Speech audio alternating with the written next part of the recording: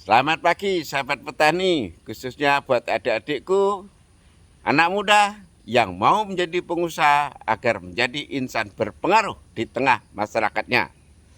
Pagi ini saya Wayan Supatno sebelum olahraga mau berbagi. Kali ini topiknya rajanya kekuatan adalah dana segar.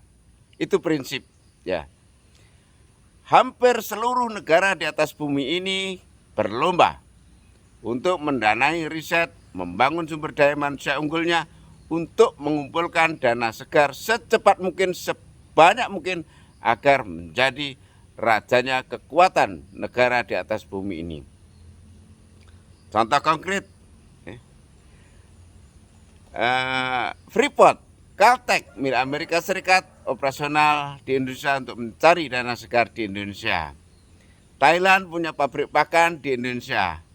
Ya, RRC punya pabrik pengolahan tambang mineral di Indonesia. Ya, Arab Saudi punya pabrik arang briket dan karbon aktif di Indonesia. Ya, orang-orang Indonesia punya ternak sapi di Australia, pengembangan sawit di benua Afrika karena di Indonesia diadakan moratorium ekspansi sawit, sehingga mereka para pengusaha kelapa sawit banyak ekspansi ke benua Afrika. Ini semua upaya-upaya konkret untuk membangun sumber kekuatan melalui pengumpulan dana segar secepat mungkin pada kesempatan pertama. Begitu juga di tingkat kita, seorang pengusaha, tinggal saya ilustrasikan, tinggal pilih jadi pengusaha A yang tiap Idul Adha mungkin hanya berkorban, contoh katakanlah 1 ekor sapi. Pengusaha lainnya berkorban dengan 7 ekor sapi. Tentu pilih jadi pengusaha yang bisa sesama ikhlasnya berkorban 7 ekor sapi.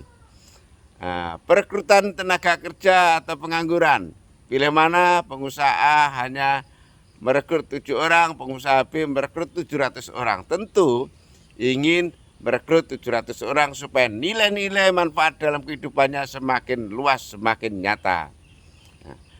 Di dalam bisnis, rangkaian ruas hulu hingga hilir yang memberikan kontribusi omset dan laba terbesar ada pada ruas hilir.